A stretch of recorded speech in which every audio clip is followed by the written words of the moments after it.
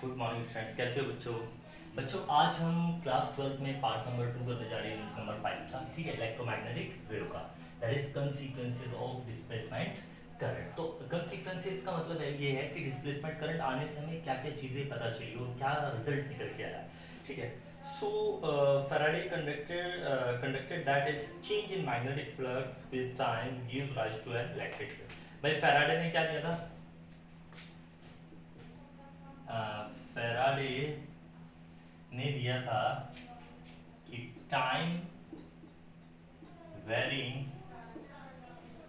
Magnetic field gives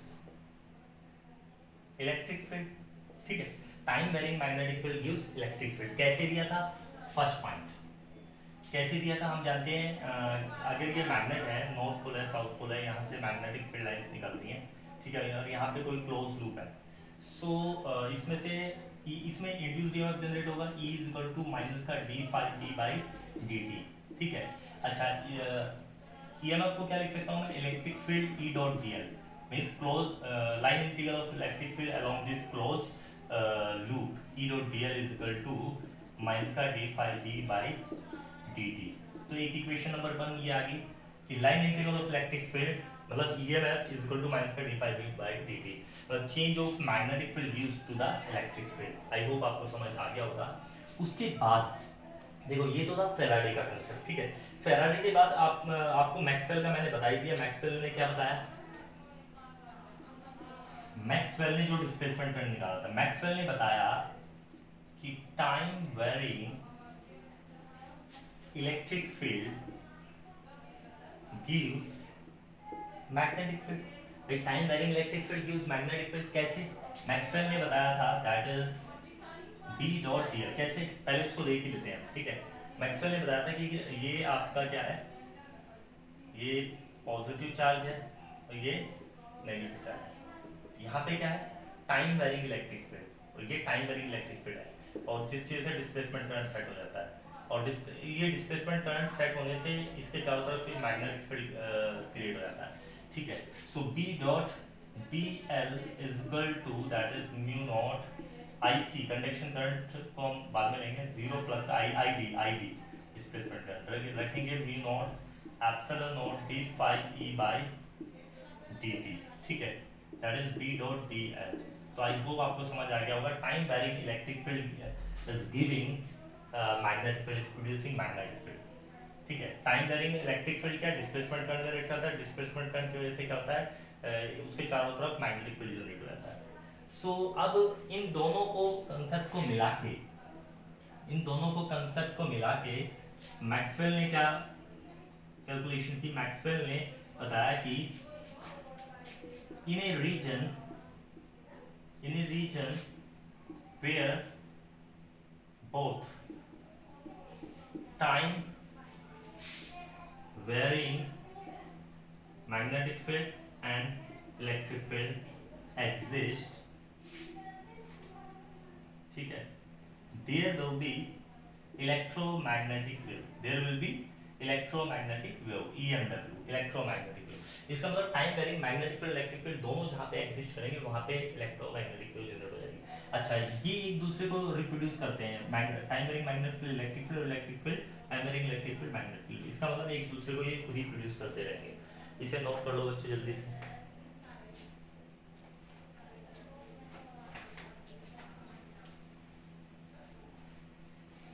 fast pace से note करेंगे बच्चों।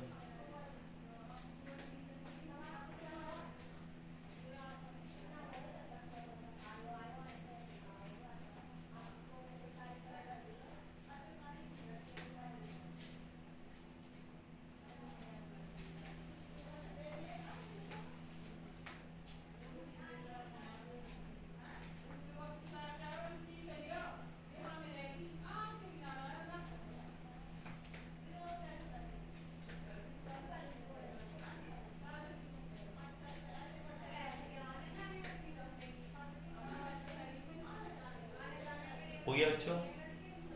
बताओ बच्चों जल्दी से, हो गया क्या? इसके बाद हम नेक्स्ट टॉपिक करेंगे मैक्सवेल इक्वेशन। ठीक है, जल्दी करो बच्चों, फास्ट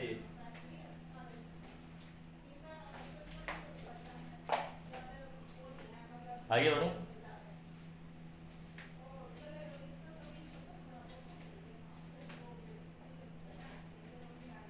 चलो आगे बढ़े।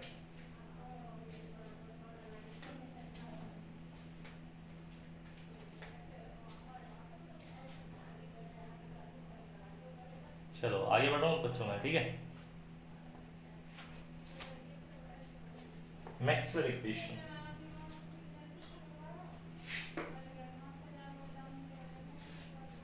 उसके बाद मैक्सवेल इक्वेशन, मैक्सवेल ने अपने 4 इक्वेशंस दी, ठीक है। मैक्सवेल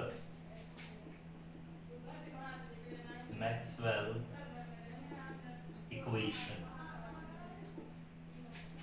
मैक्सवेल ने 4 इक्वेशन दी, ठीक है। फर्स्ट इक्वेशन क्या थी?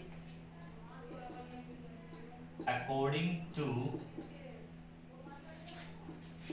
Gauss law, according to Gauss law क्या कहता है? अगर किसी भी क्लोज बॉडी के अंदर, क्लोज सरफेस के अंदर कोई इनसाइड चार्ज है, क्यू इनसाइड, तो इसमें से क्या निकलेगा? अगर ये पॉजिटिव चार्ज है तो इलेक्ट्रिक फ्लक्स निकलेगा, इलेक्ट्रिक फील्ड लाइंस निकलेंगी। सो इलेक्ट्रिक फ्लक्स जो होगा that is phi e, that will be equal to q inside upon में epsilon naught. Phi e, that is E dot ds is equal to q inside upon में epsilon naught. अच्छा ये होगी equation. अच्छा इसमें क्या है? जो इलेक्ट्रिक फील्ड लाइंस है, electric field lines doesn't form, electric field line doesn't form close loop, ठीक है, क्लोज लूप नहीं बनाते। अच्छा उसके बाद सेकंड इक्वेशन क्या थी? According to Gauss law for magnetism, ये तो था पॉजिटिव चार्ज के लिए electric field. Magnetism, in magnetism अगर गॉस लॉ देखें, इन मैग्नेट के लिए अगर देखें, फॉर मैग्नेट, ठीक है, तो होगा क्या? यहाँ पे हमने एक मैग्नेट रख ली, नॉर्थ पोल साउथ पोल, इसका प्लस मैग्नेटिक चार्ज, माइनस का मैग्नेटिक चार्ज, ठीक है। जितना मैग्नेटिक फील्ड लाइंस निकलेगा उतना ही एंटर कर जाएगा, जितना निकलेगा उतना ही एंटर कर जाएगा, ठीक है। सो phi b magnetic flux that is mu not, आपको पता है म्यू नॉट और 1 अपॉन एप्सिलॉन नॉट ये इक्विवेलेंट होते हैं एक दूसरे के, तो एप्सिलॉन 1 अपॉन एप्सिलॉन किया म्यू नॉट आ गया, और यहाँ पे मैग्नेटिक चार्ज n इनसाइड। अब n इनसाइड टोटल कितना है? n इनसाइड अगर देखें तो प्लस का m माइनस का m that is 0। So phi b कितना आ गया? 0। इसका मतलब मैं लिख सकता हूँ b dot ds is equal to 0, ठीक है। ऐसा क्यों हुआ? क्योंकि magnetic monopole doesn't exist, magnetic monopole doesn't exist, single magnetic pole exist नहीं करता है नेचर में। जल्दी से नोट करो, फास्टली, जल्दी से नोट करो।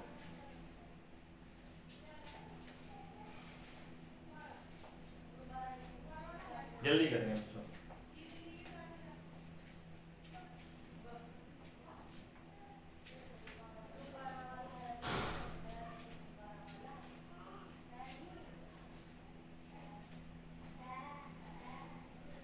हो गया बच्चों? जल्दी बताओ।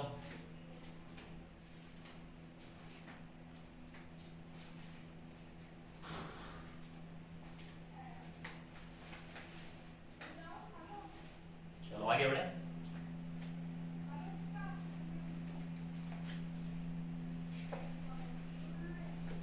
चलो आगे बढ़ते हैं। Faraday's electromagnetic induction. फिर थर्ड इक्वेशन आई आपकी, third equation, Faraday's electromagnetic induction के अकॉर्डिंग, ठीक है। फैराडे ने बोला कि मैग्नेटिक फील्ड जनरेट हो रहा है, अगर किसी भी क्लोज लूप में से मैग्नेटिक फ्लक्स वैरी कर रहा है तो इंड्यूस्ड ईएमएफ जनरेट हो जाएगा, that is minus b phi b by dt। कहीं पर भी मैग्नेटिक फ्लक्स चेंज हो रहा है तो इंड्यूस्ड ईएमएफ जनरेट हो जाएगा। इंड्यूस्ड ईएमएफ को कैसे लिख सकते हैं? E dot dl is equal to close integral minus का d phi b by dt, ठीक है। Line integral of electric field along this close path is equal to rate of change of magnetic flux through it, ठीक है। Third equation. उसके बाद fourth equation थी Ampere's modified equation, Ampere's modified circuit law, ये भी बोल सकते हैं। ये क्या था, ये था कि कहीं पे भी अगर इलेक्ट्रिक फील्ड वैरी कर रहा है, ठीक है, कहीं पे भी इलेक्ट्रिक फील्ड वैरी कर रहा है, उसकी वजह से डिस्प्लेसमेंट करंट जनरेट होगा, displacement current magnetic field generate करेगा, ठीक है। सो ये था, that is B dot D L is equal to mu naught times of conduction current plus displacement current. Displacement current को हम लिख सकते हैं mu naught I C plus का that is epsilon naught A five E by D T, ठीक है, that is B dot D L is equal to, ये amperes modified equation है। जल्दी से नोट कर लो बच्चों, फास्टली। 4 इक्वेशन हो चुकी है मैक्सवेल की, ठीक है।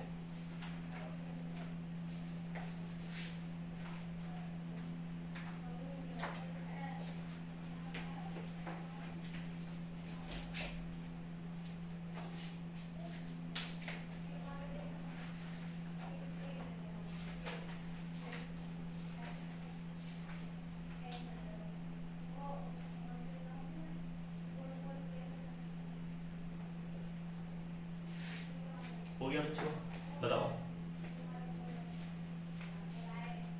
चलो आज के लिए हम इतना ही रखेंगे बच्चों, नेक्स्ट वीडियो में हम आगे के टॉपिक करेंगे, ठीक है बच्चों। Thank you.